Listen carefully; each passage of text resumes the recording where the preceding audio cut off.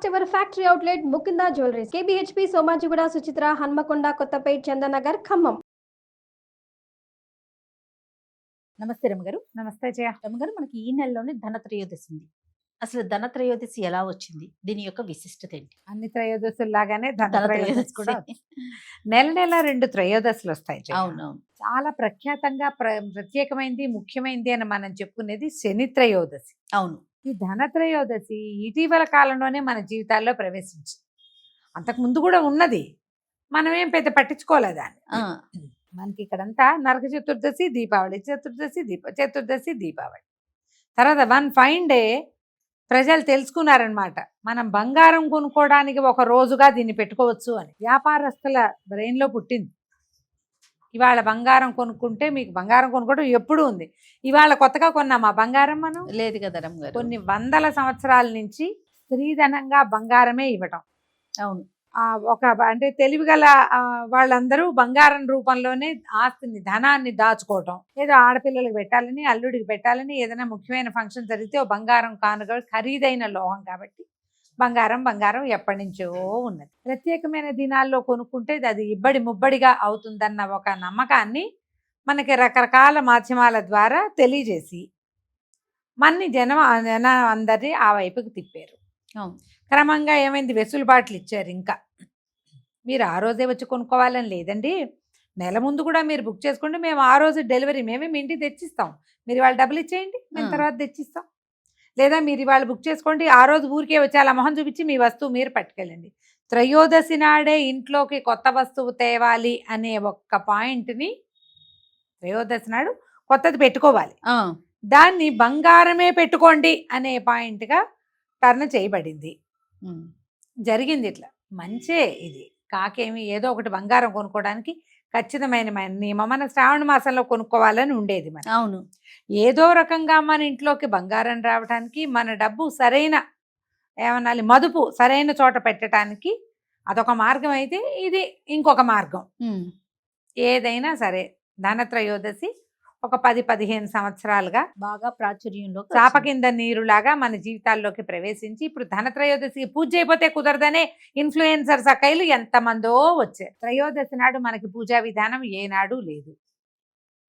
ఇప్పుడు ధనత్రయోదశి ఆ రోజు ధన్వంతరి పుట్టాడని నాకు ఒక్క పాయింట్ ఎప్పుడు అర్థం కాదు. ఈ ధన్వంతరి పుట్టాడని మనం కూడా చెప్పాం.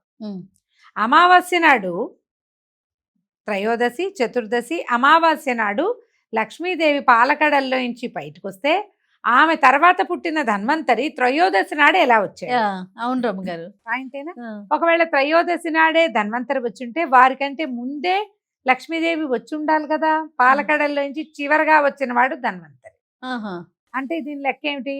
ఒక యుగంలో ఒక కృతయుగంలో లక్ష్మీదేవి అమావాస్య నాడు వస్తే, ఇంకో కృతయుగంలో త్రయోదశి నాడే వచ్చిందేమో ఒకవేళ. బహుశా ఆ త్రయోదశి ఈ అమావాస్య కలుపుకుని ఒకే లైన్లో త్రయోదశి నాడు ఆయన పుట్టినరోజు, వెనకాల పుట్టినవాడి పుట్టినరోజు, అమావాస్య నాడు ముందు పుట్టిన ఆవిడ పుట్టినరోజు జరిపేసుకుంటున్నాం మనం. కాబట్టి ఈ లెక్కలేని నడవు కదమ్మా. మన ఇళ్లలో ఏం విధానం ఉందో ఆ విధానం ప్రకారం వెళ్దాం.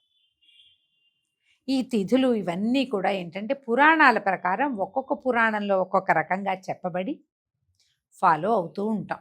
అవును. కొన్ని పండుగలు మనకు అలవాటుగా ఉండి కొన్ని తరాల వెంబడి, కొన్ని సంవత్సరాల వెంబడి మన ఇళ్లల్లో, మన ఊళ్ళల్లో, మన ఆచారాల్లో కనపడుతుంటే వాటిని ఫాలో చేసుకుంటూ వెళ్తాం.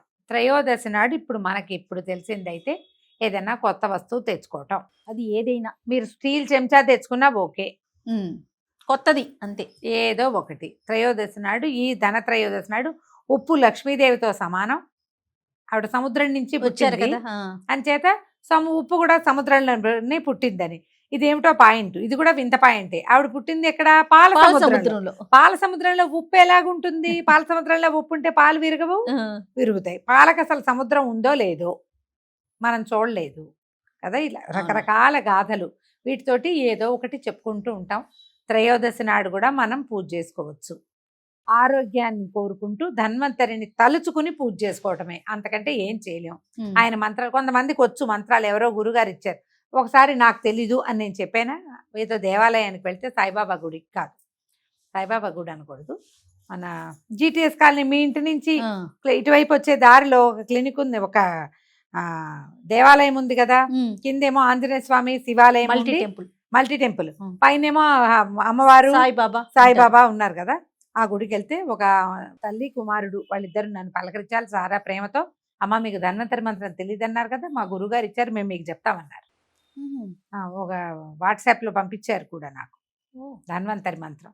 ఇవాళ రేపు అందరికీ అన్నీ లభిస్తున్నాయేమో, స్తోత్రనిధి లాంటి యాప్ల్లో లక్షణంగా కనపడతాయి. అవును ఇవాళ ఇలా స్తోత్రాలు చెప్పేవి, నేర్పించేవి, శ్లోకాలు నేర్పించే యాప్లు బోలెడన్ని వచ్చినాయి. చాలాను ఎక్కడో ఒక చోట చూసి కావాలంటే చదువుకోండి లక్షణంగా. ఏదైనా మంచి మాటే కదా. అంతే కదా ధన్వంతరి మంత్రం చదవండి, ఆరోగ్యానికి మంచిది.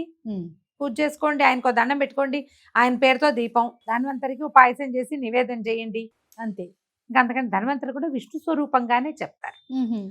దండం పెట్టుకోండి, ఏదైనా కొత్త వస్తువు కొనుక్కోండి. ఆయన పుస్తకము జలగతో బయటకు వచ్చారు రమ్మగారు వైద్య గ్రంథము, జలగ, అమృత భాండము వాటితోటి వచ్చారు. ఓకే వైద్యం మరి ఆ ధన్వంతరి నుంచే కదా పుట్టింది.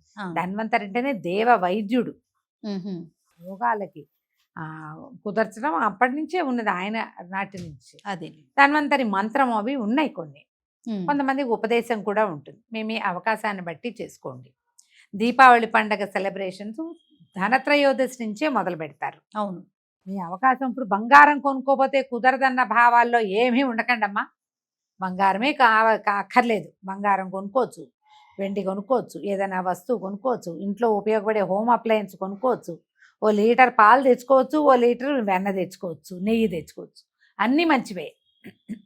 ఏవి కొనుక్కున్నా చాలు. పూజ అంటారా, మీరు రోజువారీ పూజతో పాటు ఈ ధన్వంతరి మంత్రం కూడా ఏదైనా యాప్లో దొరికి చక్కగా అది కూడా చదువుకుని దండం పెట్టుకోండి. మీకు ప్రధానమైంది ఎప్పుడు నేను ఒకటి చెప్తాను, నేను ఒకటి అనుకుంటా, పండగ ఆ రోజున నువ్వు ప్రశాంతంగా ఉండు, నువ్వు విసుక్కోకు, తిట్టకు, దుర్భాషలాడద్దు, పోట్లాటలకు దెక్కో. నువ్వు ఎంత ప్రశాంతంగా ఉంటే పర్వదినం అంత ప్రశాంతంగా జరుగుతుంది. ఈ పర్వాలలో ఇవి అద్భుతమైన రోజులు అని చెప్పినప్పుడు నీ ఆక్రోశము ఉక్రోశాన్ని బయట పెట్టకూడదు. ఉక్రోషము ఆక్రోశం రెండు ఉంటాయి మనకి. అవును, ఎవరు మన మాట వినలేదనిపిస్తుంది, మనం పిలిస్తే పలకలేదనిపిస్తుంది. భగవంతుని పలికించుకోండి హాయిగా, అంతే ప్రశాంతంగా. చక్కగా ఏదో పూజ చేసుకోండి, మీకు చేతనైంది. సాయంకాలం దీపం పెట్టదలుచుకుంటే తులసి దగ్గర ఒక దీపాన్ని వెలిగించుకోండి. నేతి దీపం చాలా మంచిది త్రయోదశి నాడు. ఈసారి ధనత్రయోదశి మనకి శని త్రయోదశిగా కూడా వచ్చింది. సాటర్డే శనివారం నాడు వచ్చింది కాబట్టి ఇది కొంచెం విశేషమైన రోజుగా భావించండి.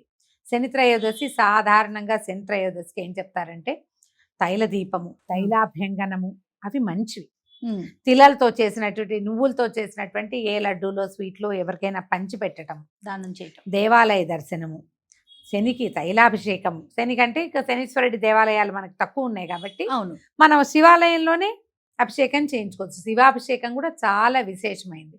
ధనత్రయోదశి కూడా కలిసి వచ్చింది కాబట్టి రెండు కలిపి చక్కగా చేసుకోండి. ఈ రోజు మంచిది, తప్పకుండా ప్రత్యేకమైనది, ప్రత్యేక పర్వం కాబట్టి పోట్లాట గొడవ వద్దు, ప్రశాంతంగా ఉండండి. ఏదో ఒక దైవారాధన చేసుకోండి.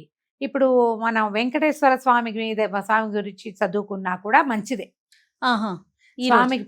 ఎందుకంటే శని త్రయోదశి నాడు కనుక మనం తైలము అభిషేకము, శివాభిషేకము కుదిరినా కుదరకపోయినా ఇంట్లోనే పిండి దీపారాధన చేసుకోండి, చాలా మంచిది. శని బాధలు చాలా తగ్గుతాయి. కొంతమందికి ఉంటాయి కదా అవును శని దశలు, శని అంతర్దశ, విదశ, ఇవి చాలా ఉంటాయి. అర్ధాశ్రమ శని, సాడే సాటి బోల్డ్ అని చెప్తారు కదా. వీటిలలో ఏ సమస్యలు ఉన్నా, ఇంకొకటి ఒకవేళ మనకు అలాంటివి ఏం తెలియవు, మనకే ఏ పని అవ్వదు, ఎంత ట్రై చేసినా కొన్ని పనులు అవ్వట్లేదు, లేదా స్లోగా అవుతాయి, ఎప్పటికీ తెమలటలేదు, అలాంటి వాళ్ళు కూడా ఇట్లా ప్రత్యేక దినాల్లో మనం వెంకటేశ్వర స్వామికి పిండి దీపారాధన చేసుకున్నా కూడా మంచిదే. ఇటు ధన్వంతరిని అర్చించుకున్నా కూడా మంచిది. మీకు ఏది కుదిరితే అది చక్కగా చేసుకోండి. ఏదైనా ఒక కొత్త వస్తువు కొనుక్కు తెచ్చుకోండి, సరిపోతుంది. తప్పకుండా. నమస్తే. నమస్తే జయ.